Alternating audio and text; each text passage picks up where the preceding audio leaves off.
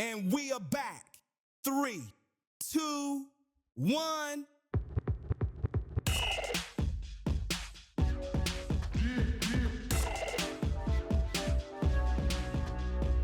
What's up, JCCC? Welcome back to the JCCC Sports podcast.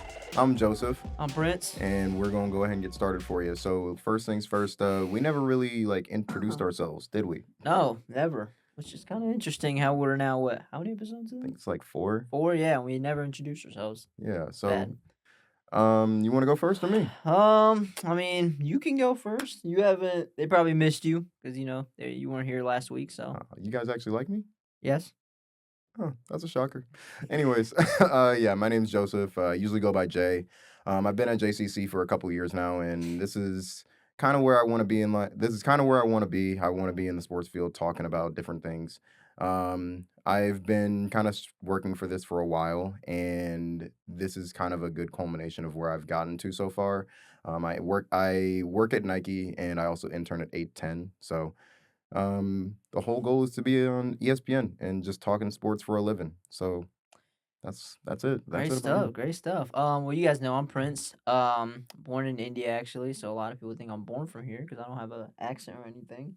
I mainly did this for the curiosity reason, to be honest, because I've always looked at a lot of podcasts. I always watch them, and I'm always I wish I could talk about sports like this. And I just went to, and then I saw this was a thing, so I was just very interested in it. I actually played basketball in my high school. Mhm. Didn't get anywhere though because we lost in the playoffs by 2 off a buzzer beater. Not fun. Mhm. But yeah, it's been interesting to do this so far. Great partner you are so far. And yeah, I'm trying to go into journalism, by the way. But if one day I can do this more professionally, then I would love to. So yeah. Yeah. Well, that's great. I'm really happy that you got into Yeah. this, man. Yep. And I guess since we're talking the sports that we did, so I was kind of a mix of all trades. I did football for a year. I tried basketball out. And then I really got into swimming when I was in middle school, high school, and I did it for about 12 or so years. Mhm. And I am actually the last person from my school to go to state for swimming. Washington High. Love you guys. Love, all love. All right. Well, time to get to maybe a little sad part. You want to kick it off for us? Men's team, why you got to do this to me, man? I've been rooting for you all year. I wanted one more win at least. We could have gone to the championship, man. Yeah, I'm sorry, guys. We lost to Fort Scott. Really, really big heartbreaker. Yeah, I don't love it, but you can't. I mean, you can still look at the positives of the side, but it does hurt. It does hurt. I guess they just didn't have their shot today or that day. Um, we can pull up some facts or some stats out here. But this isn't anything against the players or anything. They've had a great 29-0 Yeah, season. I mean, they went crazy this year. Yeah. If we want to take out some stats, they just struggled really crucially from the 3-point line. Only 1 for 21. That's probably the biggest factor of why they lost the game, to be honest. Yeah. And couple key things. I mean, Fort Scott was playing really good defense regardless. I mean, they were locked down from the perimeter off, obviously. But it was also just the second half. Second half, they just went crazy. 41-27 in the second half is always going to win you. It's not always going to win you a game if you ain't got no points, but I mean, it got them this one. Yeah. Oh, I might definitely will mispronounce the name here, but Fort Scott Macon Hastings scored 26 points and hit 5 threes, which in a college game, that's big, especially in the semifinal. That's very big. And they had Jaden Hollis with another 14 and Noah Porter with 13. So yeah, just an all around great game by them. But let's go to the women's side for some positivity now. They jumped out to a 26-11 start in the first quarter, which after that point, the game never got close ever. For Fort Scott, not for Fort Scott. It was kind of just a chase for the win, which they never really got to. The women were just scoring left, right, and center. They had 4 players in double digits. And this win secured, I'm pretty sure, the Region 6 title. Region 6? I'm pretty sure. Okay. So, and they're continuing that undefeated season. And let's keep it going. I mean, I'm all here for this. Shout out the Lady Cavs for real. Yeah, I mean, it would have been a real big heartbreaker if both of the teams lost, but I think they've realized that they can't let Johnson County down like that, and they didn't. So good luck to them, and yeah, we're just gonna keep this going. Let's get it back to back. Indeed, indeed. Now another big part that we always talk about is KU. Um, Big win to close out the season against K State. I was looking forward to the game the whole time. I was able to watch it. It was a big win. They scored 104 points, which I think is the most or almost the most they've scored all season. Mm. Um, and that was a big game for the guy, DP. DP. I've been asking for a good game from him. We've always questioned him, but I think in 29 minutes he scored 27 points on efficient 10 for 15 shooting. Gotta love it. I mean, we've been critical of him all year, and I have to say that it is probably one of the hardest things to do. I mean, to be as consistent as he can be, but it's also that I think a lot of KU fans are tired of hearing that he is going to the bench, that he's not playing full games. And as much as that's a nuisance, it's kind of proving to work. And especially with them getting closer to March Madness, that tournament's going to be huge. So we're going to be in a good spot. Yeah, we'll figure out soon who we're playing there. But again, I think they were leading as much as 30 points at one point. So yeah, K State, yeah, big W's for us. We also had 4 people in double figures. Trey White had 23. This was also a big senior day win for the seniors out there. So of course, Darren Peterson didn't start. It was the seniors who started. Melvin Council had a near enough triple double. He was playing great. I think he had 17 points, 8 rebounds, 10 assists. So he was doing a little bit of everything on there. And then that whole game, Flory Badunga, shout out to you because I know you didn't watch the game, but me watching the Dog shit. game, he was 6 of 6 from the field and also had 4 blocks, by the way. And I'm pretty sure he had like 4 alley oops, nasty throwdowns, a lot of alley oops. It was crazy. It was a great game. KU was dominating on all levels. Rebound difference 45 to 28. That's a big difference of rebounds, a lot of second chance points. And now we're just heading into that tournament, figuring out what's about to happen. I think the only thing I got to say is, Flory, stop dunking on your own teammates, man. Like, Oh yeah, you almost killed a guy out yeah, there. that was kind of disrespectful. What do we think though? As in this tournament coming up now, are we confident now that DP's got his groove now? He's always had the groove, but 75%? I mean, I'm look, confident now. consistent minutes is gonna get my vote. And if he's getting those minutes, then yeah, I'm cool. I'm cool to say I think they're definitely at least a Sweet 16. Mm-hmm. But if they can't get those minutes, then I don't think they're gonna get too far. I'd say maybe second, third round. Yeah, because after that Arizona State loss, which still hurts, this was another big bounce back win. And Arizona looks crazy. Yeah, they do. They definitely are. But I feel like this is a good closing win because now you have a lot of momentum heading into it here. I think we can go far. I think we can go very far. We've been in Arizona before, Mhm. so it's not like we can't do it again. We'll see where we match up. That's all to figure out in the next few weeks. Yeah. See what all happens. So be prepared for that. Good luck, Jayhawks. Indeed. Now, moving on again. This is what I can do when I'm, gone for a week or whatever. This is all him. We were looking at the Kansas City Chiefs. We're looking at how free agency has been going, and so biggest signing that I think every Chiefs fan can agree on: Kenneth Walker is now a Kansas City Chief, ladies and gentlemen. Ooh. We have an actual running back, 25 years old, $48 million, 27. I think it was 27 mil is guaranteed, Mhm. and honestly, just a premium back. Now he was splitting carries with Zach Charbonnet out in Seattle, but I do think that he has the chance to be a bell cow. He is a bit injury prone, but with how the system is going to work and it being run through Mahomes, I think he has a really good shot to get, another 1,000 yards, a good amount of time in this receiving game as well. Yeah. Now, the other big thing is that with a great gain, you had to have a great loss, and that came with the Trent McDuffie trade.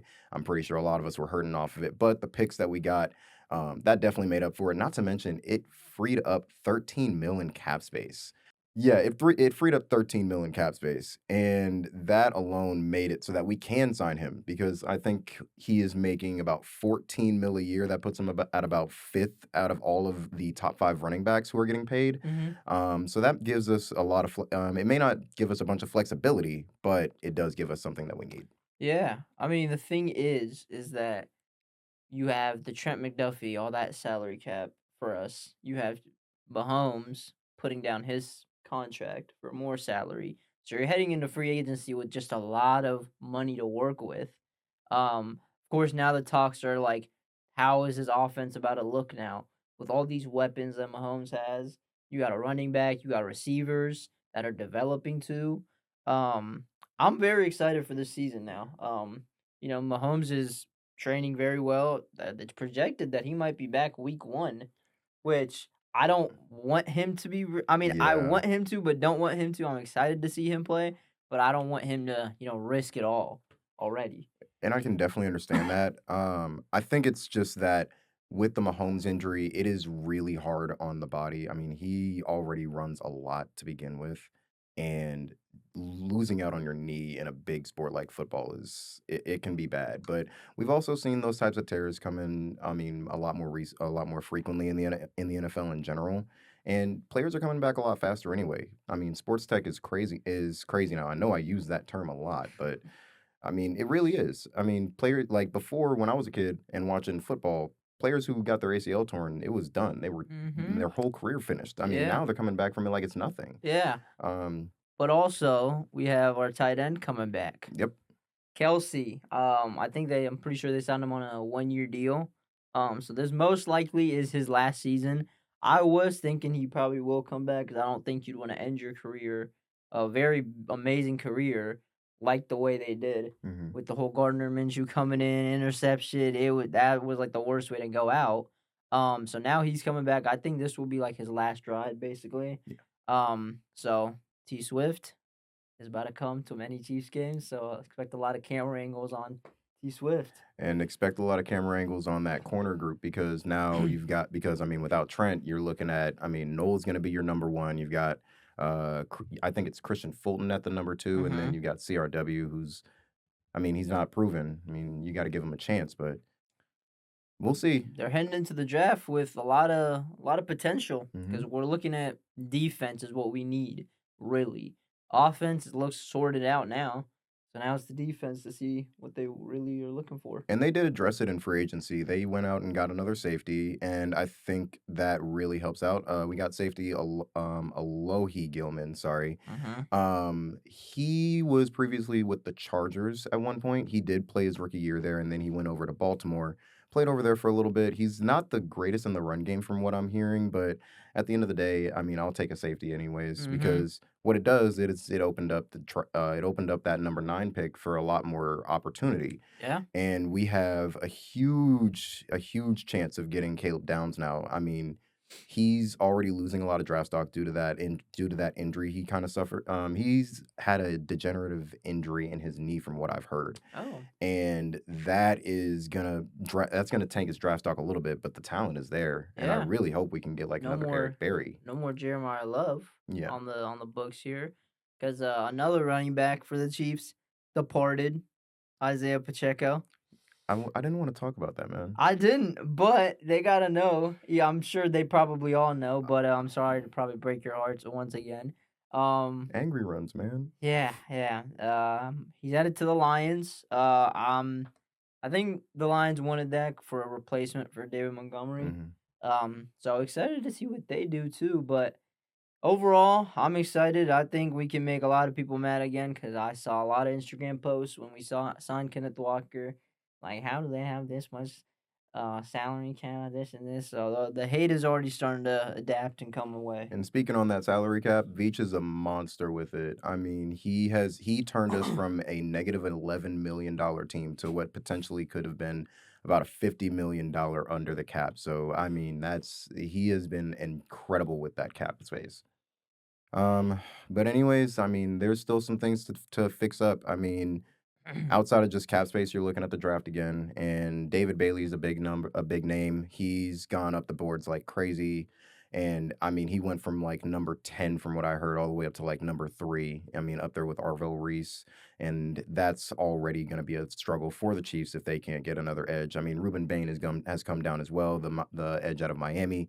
And he, as much as people talk about his arm length, he's still going to be a really good pass rusher in the NFL. He's 275, 6'3" or 4, so he'll absolutely kill it. Outside of that, a big piece that a lot of people are talking about as well is the receiver group, which kind of gets us talking about Carnell Tate and also about Mekhi Lemon. Me personally, I'd rather see Carnell Tate if we were to go receiver at that point, just because after the combine with Mekhi Lemon, I thought that was a bit more unprofessional. He seemed really, really out of sorts when he was in his interviews, and I just think with how many issues they've already had with their players, they kind of need a guy who's going to seem a lot more professional. Yeah, I mean, college football, draft combine, it's all this guy. Basketball is me.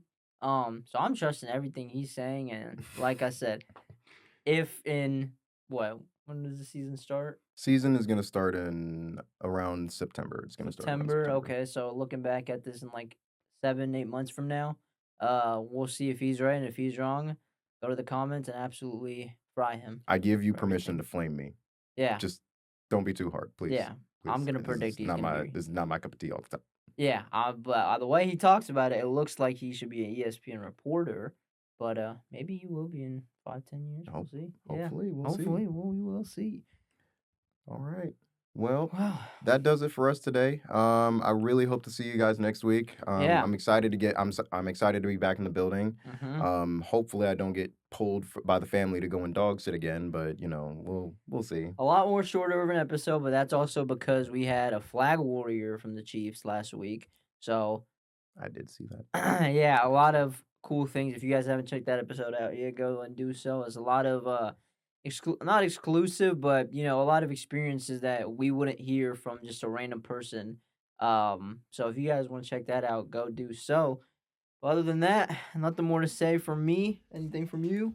All I gotta say is I love you guys. I love JCC, and we'll see you guys next time. All right, have a good one.